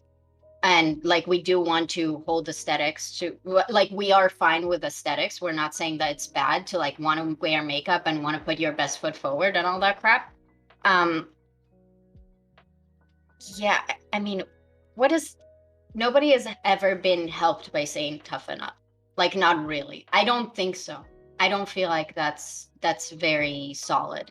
I Ah, think I would say to an extent. I think there's a certain level of like maturity that requires, like, for example, I don't know if anyone has ever done a theater class, but damn, if you go into the arts, you oh, gotta get some thick fucking skin because they'll oof. roast you. Like, they go in, but the point is that they're trying to make you better. And I think there's a certain level of tough love that actually can really benefit people. I would say, like, for my own experience with like body dysmorphia, towing on like eating disorder level. When it comes to like the weight stuff for me, toughen up doesn't fucking work because it's dysmorphic for me. Like if I like feel like I'm just fat, I'm kind of distressed for the rest of the day. Like it's super unhealthy, right? And I've gotten a lot better, but that's because of like endless hours of therapy and like dissecting for me like why I have this thing. But when it comes to just like feeling less attractive and insecure sometimes, to be honest, what's been helpful to me, not from other people. Usually from other people it doesn't come across very well, but to some extent like telling myself being like just toughen up. Who gives a fuck if she's more attractive? Like it's fine. Like I'd be sitting If here being that's like, what you mean, then yeah, I yeah, think and that's so valid. I think there like because I do think there's a bit of like coddling that's happened to our culture where we don't tell people like, hey, mild levels of stress are actually manageable and you can overcome it. And it is good to not care what people say about you, especially when they're people that you don't fucking respect, right? Like it doesn't matter what a person who doesn't even you don't even care about or respect says about you. That's No, if probably that's something what that you shouldn't meant, bother you. I definitely agree. Obviously, like I don't think that's necessarily a problem. I was more um, like, and that's why I asked Lana earlier, and I think maybe I spoke a bit over you after that and didn't let you answer. But like, if you see a girl that has great tits, and then you ask her if she had done, and if she tells you they're fake, as far as I'm concerned, that doesn't alleviate now the insecurity that I have about my breasts. The same way that when you see a picture, even if it says that it was photoshopped, yes, you can rationalize it. But I think that like the psychological element of you see this, you see a woman, and your brain still internalizes that as like a valid thing. I think it's too powerful to just be able to overcome with like these types of rationalizations. So that's kind of like how I feel with some of the toughen up stuff.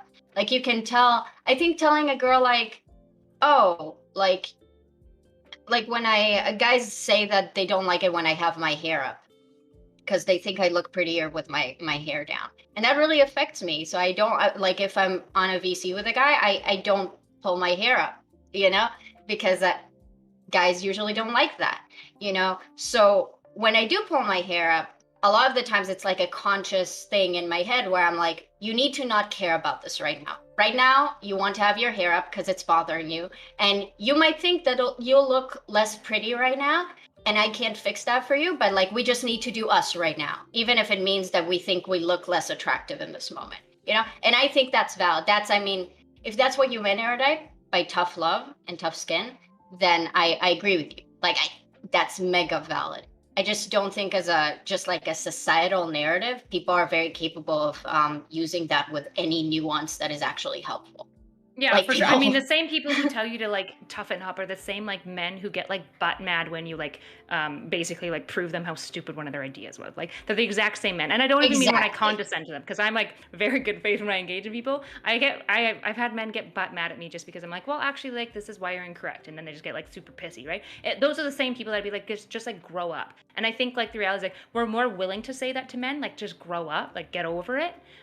We're less willing to say that to women. And I think as women, like I think for women to be treated fully respectfully as like an equal partner, there is a certain requirement for women to like move more into that space. And I'm not talking about children, okay? Like we can leave the teens behind and stuff. I'm not like going to be going to like a 13-year-old who's insecure and be like, grow up, like get over it, right? Like I'm not going to do that to children. But once they're hitting adult ages, I do think there's like a level of responsibility that women should carry of being like, I'm an adult with equal power here, and fuck what like maybe has been socialized into me. Like I'm gonna like engage here and like I don't give a fuck what like random butt mad people say about me. I think generally speaking that that's valid, right? But I personally I think that the issue with like socialization is that you can't just go, oh, fuck whatever, I've been socialized. I'm going to act completely different now that I have hit 18 and I'm an adult. So everything that I've grown up to be till now is like, I can cancel that.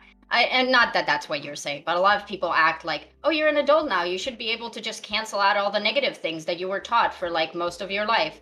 and that's just not how humans work, and seems very like reductive to me.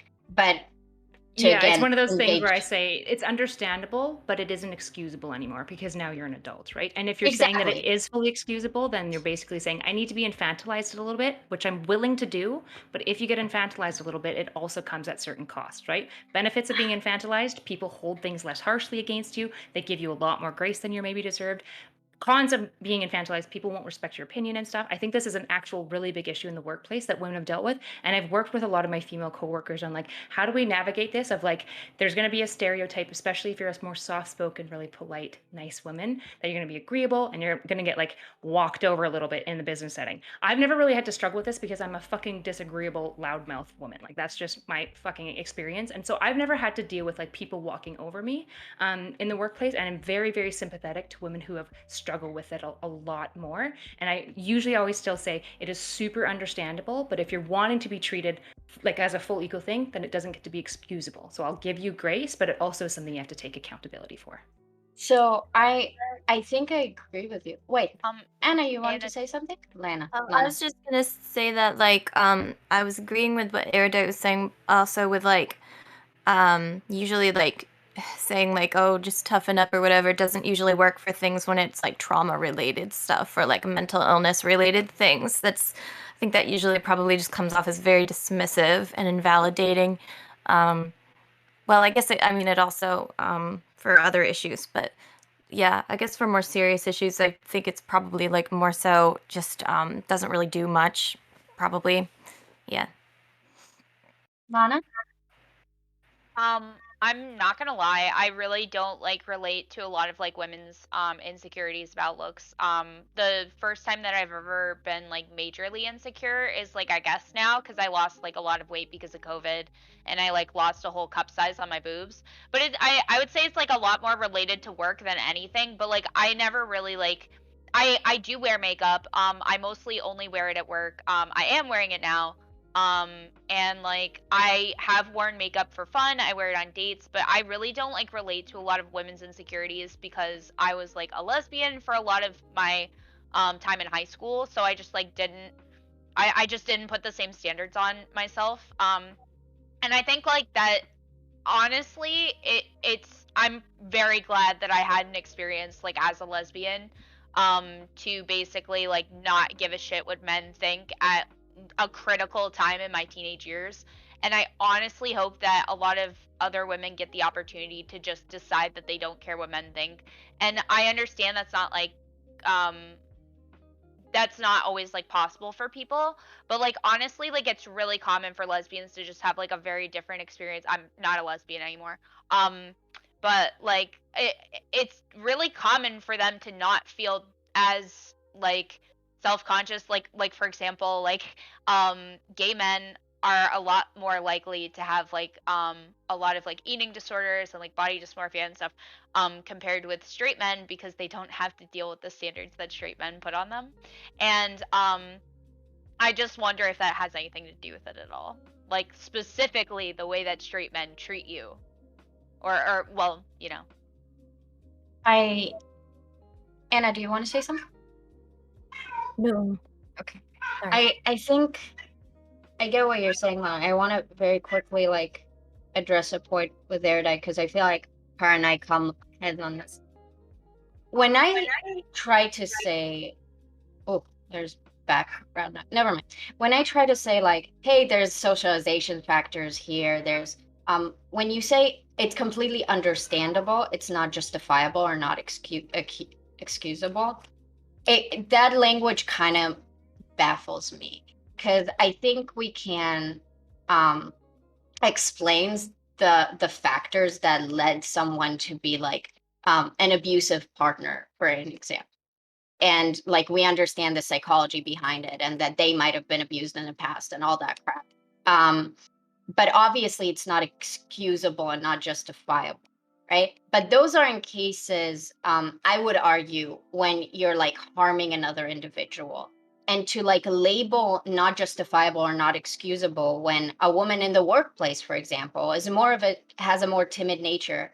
And it's not that she doesn't want to be able to have these privileges of like having a more disagreeable nature, for example. It's just that psychology is complicated and people have been socialized, and for some people it's just temperament. Some people are just more timid, and that's okay too, right? So to say like that's not excusable or not justifiable, that this person would still like to have like to rip the rewards that everybody else that seemed to be better equipped for this situation, I don't think that's like a bad thing that they're doing. I think we can say, look, as a society, we can't really accommodate for that. You're going to need to step up. But for me, to be like, if you want to succeed in a corporate environment, you can't be timid like this, because you will be, but you won't succeed in the way that you want to succeed. So you should just know that.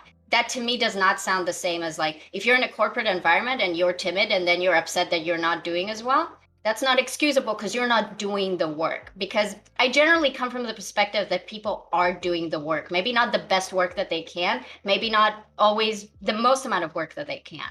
But to label it as like justifiable or excusable implies that they're like doing something wrong, when a lot of the times they're the only one being harmed by that interaction, right? I don't think that's infantilizing to recognize that. Like if you're going to say, oh, you're timid and you can't like ask for a raise, guess we'll just give one to you. That would probably be infantilizing. But I don't think telling women, look, I get that this is like you're struggling to like assert yourself in this environment, but this isn't the environment that you chose, and these are just the rules of the game, and you need to step up. You know, we're on a panel right now. Prime told me, hey, you're gonna need to have a tough skin. People are going to be mean to you and stuff, and if you're going to be upset about it, this probably isn't the place for you. And I'm like, well, I will get probably really upset about it, but I guess that's just, I'm not going to tell everyone, don't be mean to me ever. I'm here, I'm playing by the rules, but I'm still allowed to, I guess, express that maybe my nature or who I am is not optimized for this. And I don't think that's like excusing me being hurt, for example, if someone is mean to me. You know what I'm saying? Yeah, it's not about right. I think you're missing the first part of that statement, which is it's understandable, right? Usually when I'm talking to people about this, particularly, it's very rare that I even like publicly talk about this, because I think that there is demonstrably more harm done to women with the conversation around like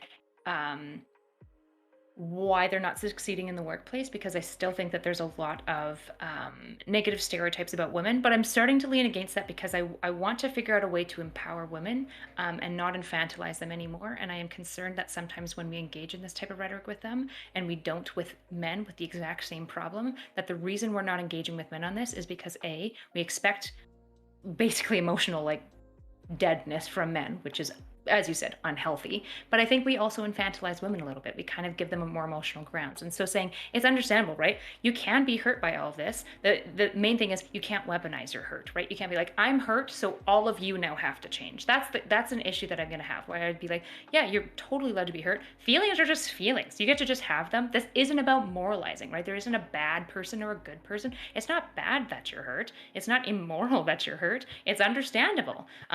It's not excusable part comes from how do we move forward. If you want to stay, for example, in a public setting, and you know that it really bothers you when like people say negative comments, right? How do you move forward so that you can continue to stay in the public space and not have your mental health completely eroded by being in it, right? Like that's the ideal and that situation. would be my responsibility to handle, because it's my mental health. And part of that responsibility would also mean that I can't go around saying Twitch needs to change, we need to be more accommodating. Although I do think there are valid critiques for that. And you see, that's kind of my point. It's kind of like some spaces are toxic in some ways, you know? So when we're just willing to accept like these like status quos type of things, yes, you need to engage in them at the end of the day, but also that doesn't mean you don't get to criticize them, and that if you do, that's somehow like weaponizing your lack of aptitude for that environment, I guess. I think it would really depend on what you mean by weaponizing. And another thing that I thought was interesting that you said, I personally, like, because you do this a lot, that you say, hey, we kind of treat men like with this really high standard, and then you say, and we infantilize women. And I think I do agree. Maybe I just haven't been exposed to the type of infantilization that like you have, and I'm lacking perspective on it. But I don't know if we infantilize women a lot. We probably do. So I agree with you on that. but I don't think how we treat men is good. And you don't either, but like the standard shouldn't be women should come up here. I get that you're saying women should come up a little bit here and we should treat men a little bit lower and try to equalize that, hopefully. And that is my goal too. I just believe that maybe because I do think it's harmful in some cases to have that type of rhetoric, because there are external factors. I really believe that addressing men's issues is going to do a lot for women, you know, and like a lot. So I think us being kinder to men and being more understanding and allowing them to have feelings and wear makeup and be okay with saying, no, I don't want to fucking have sex right now. Leave me the fuck alone. Or, hey, lady, you're making me kind of uncomfortable. And as we start making those things more of a thing, it will unlock a lot of women's issues as well, I believe. But maybe I just haven't been demonstrated like the level of infantilization you're talking I about. just wanted to Yeah, say Lana? Anna wanted to interject at one point, and she kind Oh, of got cut off. Oh, sorry, thank you, Anna. Lana. It's okay. I was didn't just gonna. notice. Sorry. Oh no, it's okay. I figured. No, I was just gonna say that I guess to what Erudite was saying,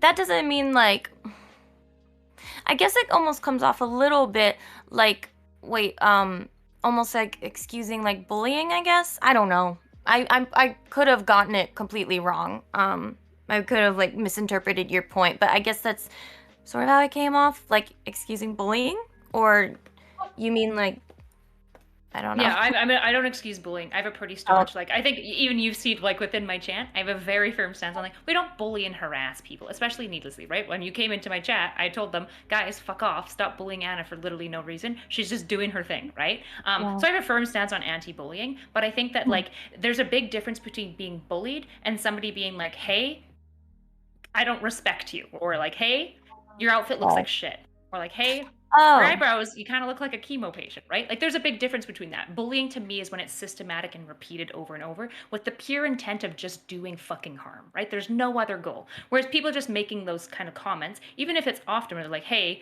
you know, if your boss is like, hey, your aesthetic, like it's not good. Yeah. It doesn't look good. It's not professional. This needs to update, right? The issue is like you can absolutely be hurt and upset and insecure about that. Like I might be too. That's totally valid. The issue is like when we start demanding that society changes as a result and we like aren't feeling good. So I'm definitely not okay in bullying in the workplace. But so you're fine with that? You think if somebody tells you that you look like a chemo patient, or like your boss telling you they don't like your aesthetic and you need to level it up, you think that's something that we should accept? Yeah. Within the workplace, Why? absolutely. Because if your work has a certain standard of dress that they would like to enforce, that's within their contract to do so. And you can contractually say, fuck off, I'm not going to dress that way and not work there anymore. But yeah, absolutely, your boss can contractually. I mean, sure, if you're technically breaking require like anything. if you're breaking like some pre-established like Dress code? dress code. Thank you. Then I get that, obviously. Like if your workplace says don't come in with shorts and then you come in with shorts, it's obviously valid that your boss will come and tell you, hey, we don't do that here. You can't do that, you know? But a lot of workplaces don't. If that's what you meant, then I guess I don't disagree with you. But yeah, Lana? Yeah, I feel like you listed a couple comments that I feel like you kind of conflated. Like some of them I agree with and some of them don't. Like your boss should totally have the right to tell you, hey, you broke the dress code, or even just like tell you like, hey, like that's not professional or something like that. That totally makes sense. But like for example, like telling someone they look like a chemo patient for any reason like should not be acceptable. Like let me put it like this. I think it's totally acceptable to tell people that they aren't owed positive responses to their appearance, like especially women. I think that's totally valid. Like you are Can I not just clarify owed. something? I just want to make it clear. Go. I don't think it's okay for your boss to tell you I have to draw on eyebrows, just to make that discernment. Oh yeah. So yeah. I was making a couple of statements. Some from your boss about dress code. If your boss says you look like a chemo patient, you have to draw on eyebrows. I'd be like, what the fuck? You can't require your staff to wear makeup. Like that's ridiculous, right? What if I'm it's saying in the is, dress code? it almost never is, and usually there's huge pushback, and I'd be behind that pushback because I think makeup is dominantly like we said, artificial, and therefore like you can't require people to do extra beyond like dressing a certain way and looking professional and like brushing their hair and Although brushing people their always teeth. will. Yeah, maybe, but like the chemo patient, just to be clear, I'm not saying it's fine for your boss to call you like ugly. But here's the thing, all of you laughed when I said it the first time about me looking like a chemo patient. And it's because I said it about myself, but the reality is like at some point, some random nerd said that to me and I got a little sad. And then I realized they're kind of right, you know? And I should probably just like, if I don't want to look that way, But do that's eyebrows. just And if I internalizing shitty behavior directed towards you, right? So I'm not saying, oh, we don't have to need to have like tough skin. People are going to be dicks to you. The same way that people are going to hurt you, maliciously or not. They're going to sometimes, some people do get abused, maliciously or not. And sometimes people are just assholes. And nobody is, I guess maybe the disconnect is that when I call someone out for being an asshole, what I care about is calling out that behavior because I think people should treat each other better. But when I call them out for being an asshole, I'm not saying that now I'm entitled to be treated a certain way. I think people generally should treat each other with kindness. That's just my general thing. I don't think normalizing people trash talking each other's looks is like a reasonable thing. I don't care if it's not bullying. I think it's a shitty thing to do. Like I roast my friends all the time, and sometimes I go like, fuck, I really got into this mindset and I don't like that I'm now like doing this to you. You're my friend and I have to pull back from that. You know, because that's not behavior that I want to engage in. So I think we need to disentangle what I'm saying a little bit because it seems like you guys are being like, well, what are you saying? Just be mean? And I'm like, no, I'm not saying be mean. I'm not even saying be mean is the best practice. It's obviously like broadly like either like neutral to bad, right? I think everyone would agree because sometimes you can be mean to like really, really shitty people, for example, like get them out of your space and we'd be okay with that, right? What I'm talking about is actually the effect that it has on the individual. I think in general, we should be like encouraging people to be less affected by those one-off mean comments, particularly when it comes from people that they don't respect, right? If my husband says a really mean comment to me, that's gonna mean a lot more to me than if like a random like person on the street like leans out and they're like, ah, you look like an ugly bitch. Like I'm just gonna be like, okay, fuck you too. Like I don't give a shit, right? I'm not gonna be hurt by that. And I want to encourage people to move more towards that because I think that'll be better, right? Do you think that's a prevalent problem? Do you think that's like a major issue that you want to push back on? Yeah, I think women by and large do need to like improve in this area. I think we've like been probably socialized to some extent to care a lot about what our peers say to an extreme extent, and I think it's really unhealthy. And it seems like men care about this a fair bit less. And Absolutely.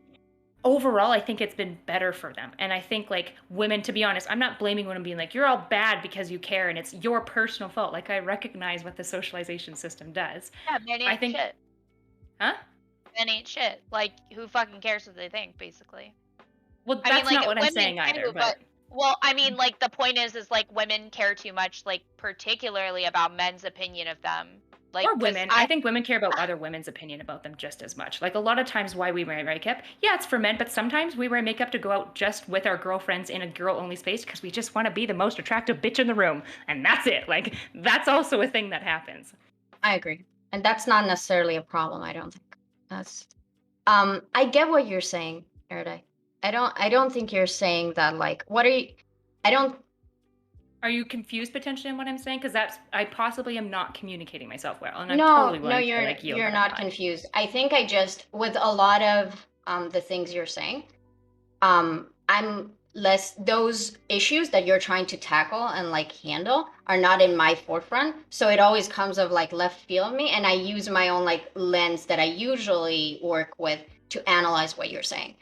I think telling women, hey, if somebody gives you a shitty comment and then you're upset about it, you ask yourself, do I care about this person? Do I respect their opinion? What does this mean to me? Do I need to be upset about this right now? Do I need to be like obsessed about how my eyebrows look right now because this rando person I don't give a fuck was mean to me? Yeah. And Haters ain't shit. that's Haters solid ain't advice. shit. That's all People I'm should saying. Haters I ain't mean, shit. yeah, then And if you want to be I'm with you mean, on you that. can be mean. I actually am fine. People can be mean. Just know that you look like a dick, basically, when you're mean. And there's social repercussions that come with that. And also, don't bully and harass people. Because being mean and bullying, in my mind, and like I kind of lump bullying and harassing together, right? Haters ain't shit. And I want to teach women that more because I feel like we're not telling them that enough. We're telling them so much about, like in school, I learned the reason why you hate your body is because media's told you to hate your body. And I bought into that. But what if they just said, who gives a fuck what media says about your body? Fuck them. They don't know you. You know, haters ain't And I shit. don't think that would have fixed it. I think it would have Maybe. helped, but Who knows though? yeah. Like we just don't know. Like prescriptively it might not be true, but for me, it's been really helpful. And most of the women in my life, it's been really helpful to get like, oh, here are the opinions who matter, and here are those who don't. And I actually can just disregard those who don't. They just don't matter. That's valid, like solid individual advice. I just Empowering. think when, yeah, It's I just think empowering. when. Yeah. Do you want to say more, Anna? Sorry. No, I was just going to say, like, that's very much like an empowering approach, kind of what Erudite's talking about, which I do appreciate that. Yeah. It's telling women that they have the autonomy to decide what fucking affects them, which they should, and they can by and large. Of course, there's an extent, right? If somebody's fucking like assaulting you, we're not talking about like abusive situations, but by and large, women have more autonomy to say what they are and are not going to care about than I think we give them. And I actually think it's infantilization from a post-patriarchal society. I think it's something we inherit that's really unhealthy for women. I get that. It's just, I agree with you. I think it's solid individual advice. I think it's helpful. I think it's healthy, and that's great. Like when somebody tells me the reason why you hate your body is because media basically constantly messages you that you're not good enough. That just sounds like academical analysis of like patriarchy or capitalism or whatever. And then to take like any academic analysis or a way to view the world like systematically. Obviously, it's not meant to teach people learned unhelplessness. It's not supposed to be like, oh, I'm being oppressed. Guess I'm going to sit here and whine about it and do nothing about it. And so I think that's valid advice. It's just like, I also like, you said mean people are going to get consequences for it. Let's talk about Twitch. Mean people don't get consequences for being mean. They get views, they get people watching them, they get followings, it's part of the deal here. It's what the entertainment is. If I'm gonna break down on stream Well, and start especially if you're a crying, man. Especially if you're a man, because men get If- rewarded for that. if I'm gonna break down on stream and starts crying, like if I have a stream with someone and I say, oh, this really hurts my feelings when you say this, and they say, well, you're weaponizing your emotions to try to get away from the argument, and it's like, okay, You say fuck they're- them. They're a piece of shit for being an Sounds familiar. asshole. And like, I agree yes, that they're a I piece of agree. shit. On social media, there's some really toxic shit. It bleeds, it leads, right? But I'm not trying to give people advice about how to be social media figures and stuff like that. I'm trying to empower women in daily interpersonal interactions, how to not get fucking bogged down by the realities of the world that we live in. And I think it is empowering to tell women haters ain't shit. They don't mean nothing. Of course there's systemic problems. Of course there are. And we can talk about those too. But if you want to start feeling better, we're not going to fix it by tearing down systems. We're going to fix it by empowering the individual first. And then after you're empowered, go fucking wild and tear down whatever system you want. That's fine. But I want people to feel better today and then also solve problems tomorrow. Okay, so I disagree with that last point. I don't think it's how that works, but I don't want to argue about that. I actually want to redirect the question that you asked me like a solid hour ago.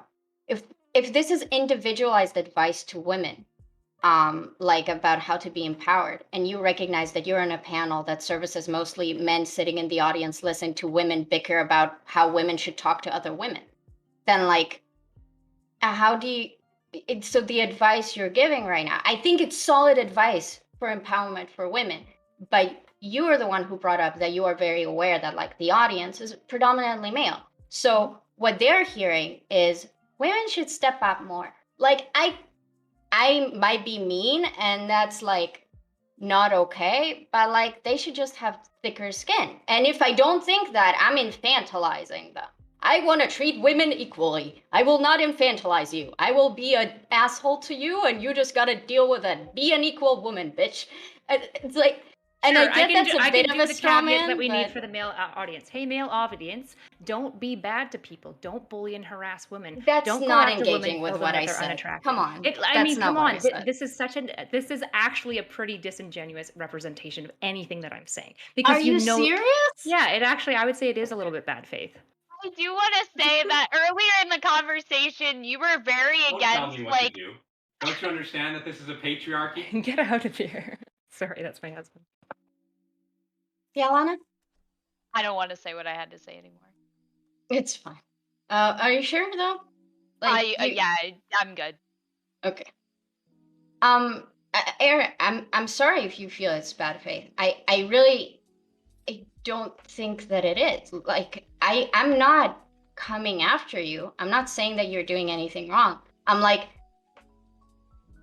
you're the one who pointed out like the demographic or the audience, and I'm trying to genuinely engage with what I think the demographic are getting out of this conversation, right? And what they're getting out of it is that some of us are being a bit more difficult than others or whatever, but like, this isn't, I wanted it to be like a panel about like giving advice to women and like giving women more agency, for example, in sexual interactions. And you pointed out, look, most people watching this shit aren't women. So like the advice you're giving, it needs to be tailored to like what you're doing in terms of education. So I'm asking you in terms of the education that you're not saying, that you're now doing, I'm like, how does that, these people are hearing is that women need to step up more, which is valid advice on an individual level, but that can't be like the dismissal to like not asking people to not be dicks. I'm sorry if you feel like I'm misrepresenting you. I'm not trying to. Yeah, I mean, I think like the reality is like by and large, it seems that my community understands to engage with people in good faith. I'm pretty strict on it. I call people out in my Discord and in my chat very quickly if they engage in bad faith because it's not something I'm willing to do, and I'm very firm on bullying and harassment.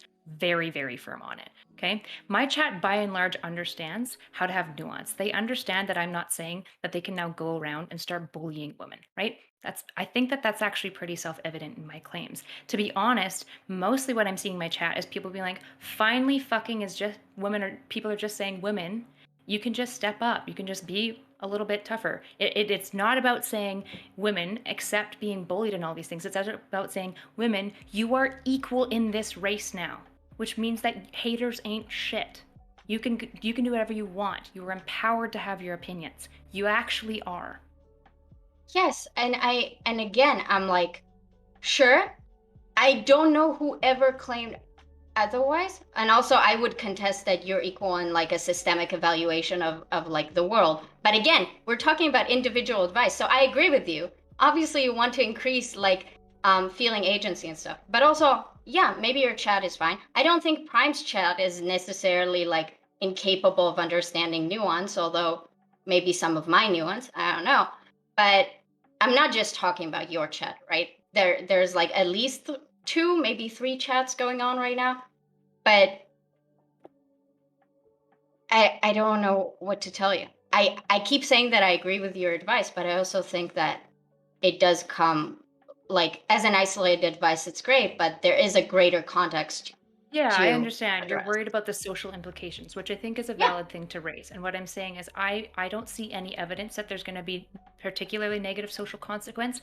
If I'm wrong, I'm willing to bite that bullet and I will actively dismantle it. But I actually think women need to be hearing this of saying it's not about saying you're a stupid little woman and don't have your feelings. It is about saying your feelings, they're super valid. And guess what?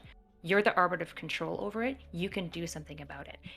And what that looks like is multifaceted. I'm not going to just tell people to just like put themselves on social media and say, don't give a fuck when people are super mean to you. Of course you're going to care. And how do you negotiate your way through that? How do you have compassion for yourself, but also have like accountability saying, I want to grow past this. And if you're like, hey, social media is not a space for me, it's too toxic. Because let's be honest, Twitter's fucking toxic, right? And that's fair. And I'd love to see Twitter change. I had a whole conversation, I think, with Cherry about being like kind of on the opposite side of like, how do we make, like my whole conversation with Cherry is very different. And I know she's in chat as well, but like, my whole conversation was like, how do we make social media nicer? Because it's so fucking mean, right? So I'm all for these social reforms, but what I want to do is empower the individual woman, and I don't think infantilizing women is going to do that. And I think it's like this old patriarchal thing that we hold on to that we don't realize how damaging it is. The reason why we all nodded when we said doctors can kind of suck for women is because we've all had a doctor when we have like actual gut pain be like, well, have you thought about anxiety? And we're all just like, holy fuck, I know I'm a woman, but it's not fucking fucking anxiety. I have like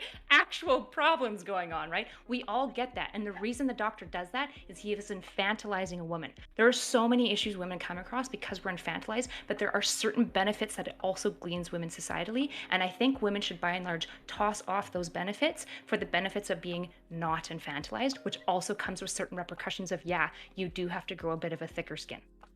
Okay, so can I use the example I just gave with the doctor? So we agree that the doctor is infantilizing the woman. I'm failing to see like the benefits that she's ripping from that interaction. Because if it was you in that interaction, you're saying it's not fucking anxiety, dude. Actually do your fucking work, right? So I fail to. There's cons, so I'm not saying she's benefiting from in that situation. I'm saying societally, there are major repercussions for infantilizing individuals, as we've discussed, but there are certain benefits that come with it. It's why with children, we give them way less responsibility for their actions. It's why the juvenile system treats juvenile offenders differently, because we infantilize them a little bit. We say they are less accountable for their actions. There is trade-offs. So in the doctor situation, that is only a negative for women being infantilized. In the workplace situation, there are broadly only negatives for women being infantilized. But in situations, for example, where a woman maybe like goes off and like kind of emotionally like vomits all over another person without any regard for how they feel, which in fairness, men do this too. But let's just talk about women specifically. A lot of times they'll dismiss this as being like, well, she's just a woman. She's having a lot of feelings. It's super fucking They infantilizing. shouldn't. That's stupid. It's infantilizing. Who but does then that? a lot of people, and then the woman They're actually like stupid. gets no Like- social social repercussion for it. People being like, hey, that wasn't super appropriate, like maybe you should like No, temper fucking your isn't. words. It Yeah. isn't, right? But that's a benefit of infantilization that women sometimes glean, and I do see it a lot. Okay, then I respect that. I just feel like, yeah, I think we circled this enough, I believe. But yeah. Can I say something? No. Come on, assert your push. Be assertive. You're the moderator. You're the moderator with the authority. I'm abusing my power now. Okay. Yes, Anna. Of course you can say something. So, Erudite, you're not saying that people should tell an abuse victim to get thicker skin. No. You don't think that would be appropriate, right? No. Okay. Just checking. Oof, that would be cringe. Yeah, I don't think she's saying that. Prime? Okay. Are you there? Yeah. Hi. Hello. Hi. Okay. Thank you, all of you. Aha, my face again. So, You've been here all along? yeah. I was Watching One Piece while we all yell at each other. I was never too far away. I was always in your hearts. Let's. Hey all, to my audience. We're gonna continue on. The content does not end. I'm gonna give an outro to all these lovely ladies, but we will continue on. The content does not end. If you want to talk about the stuff that we talked about here, I think that'll be a lot of fun. So stick around. We'll have an open walk-on panel. Audience members like you, yes, you sitting at home may join in. Right? So stick around if you want to be a part of that. Or not, and you just want to watch people yell at each other. That works too. Okay. So hit that follow button. If you've been enjoying this so far, hit that follow button right now. Make sure notifications are on so you know I'm going live. I do this 6 nights a week. Lots of content for you, right? Don't want you to miss out on that. Exclamation point social in my chat. For my social media, we got a Twitter where we do the tweets. We got a Discord where we do everything, including the open walk-on panel, which is going to happen right after this. Be a part of that, right? And just be part of the community in general. We'd love to have you. YouTube is where you'll find the VODs. If you missed any of this, and this was really good, right? If you missed any of this, it'll be on YouTube, right? Like, comment, subscribe, and consider becoming a YouTube member. Hitting that join button, supporting the channel that way. If you enjoy having these YouTube videos coming out daily, help us out. Help us maintain that channel by becoming a YouTube member. Thank you so much. Okay, time for outros. But remember, stick around. Time for outros. I'm going to start with Lana. Lana, thank you for coming through, for being here, for jumping in. I heard a lot more from you, and I was really excited. I was really excited to hear what you had to say. Thank you, Lana. Thanks for having me. It was really fun. Yeah. It was really nice. And we'd love to have you back in the future. This is your second time, and it's like keep getting better. So thank you for that. All right. Thanks so much. Okay. And next we have Anna. Anna, we haven't had you here for so long. for I know. Wonder why that reasons, was. For unknown reasons. I couldn't tell you why. But No, it's a mystery. but Anna, thank you for coming through. It was nice to see you again. Nice to I didn't really get to interact with you, but still, nice to have you around. It's nice to be back. Yeah. And so definitely, Anna, you're welcome in this community, right? Unless another embargo maybe happens. I don't know. That came out of nowhere. I don't know where that came from. But anyway, Margo. Anna, yeah, thanks so much. Oh, Lana, do you have some place you want people to find you at? Like social medias or something? Nope. Okay, great. All right. No, it's for the best. It's for the best. Yeah, Anna, no, I don't need y'all people in my Twitter. Let's be honest. Anna, I'm sure you won't follow her advice, and you have places where people can follow and annoy you. So where might that be? Okay. Anna? Sorry. Oh, I'm sorry. Sorry. Yeah. Twitch.tv/Anavoir. Yeah, and I stream like games and psychology streams. Yeah. Great. All right. Next, we have Not So Erudite. Erudite, you're amazing. You're great. I love having you around. Erudite, I'm a believer now, right? I understand why you have. I'm gonna turn you from your communist ways. I'm gonna turn you to a dirty liberal one of these days. Fucking never. I understand why you have an exploding audience because you're great. Right. You keep proving that. So thanks for coming on and sharing your greatness with us. Right, sharing your greatness with my audience. Thank you. This was really interesting back and forth. So yeah, I would love to have you again on this. Right. We didn't have you on the last Lily, but clearly we definitely need more Erudite in our lives. Right. Any excuse to have Erudite on is one I will take. So Erudite, tell the world about yourself. Yeah, I don't know if I have much more to say than that, Prime. I mean, it's more glowing than I think I would ever say about myself. But yeah, you can find me at Not So Erudite on basically every social media platform, YouTube, all sorts of things. If you're catching just the tail end and you heard about the absolute spice of this stream, then you can check it out on YouTube later. Yeah, I just thank you guys. And thank you, Katie, for hosting this, because I know that you had kind of the tricky space of both trying to host and coordinate and moderate, but also trying to weigh in. So, and I apologize for abusing my power. I'm sorry. Okay, so here's what we're gonna do. Right?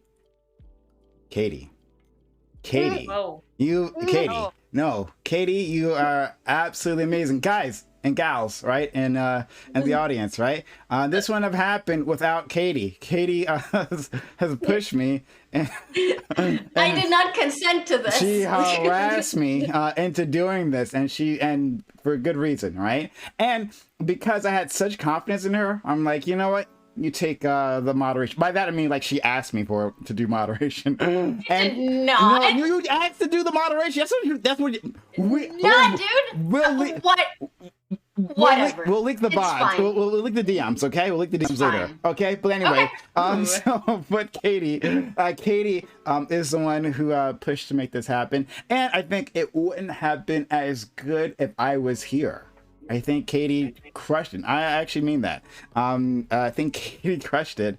So I'm so happy that we have you in our community, Katie, and that you're such a good friend. So thanks so much, Katie.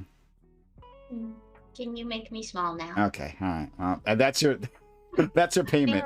Okay. Hey, this is women asking to be reduced in size. Okay, I wanna call this out. Okay. But Katie, do you have any place you want people to find you? Anything at all? Maybe like I have my Twitch, but I haven't streamed yet, okay. So I don't know how that would help them. Okay. But so. All right. Well, whatever. Thanks. She's working on it. One day, hopefully, I can bully her into making that happen. All right. So we are going to continue on to Open Walk On panel. All right. It'll happen right after this. Anyone here is welcome to join us, but if not, that's okay. Thanks for putting your time, your energy, your knowledge, and your passion for my community. I know they appreciate it just as much as I do. Have a good one. Bye.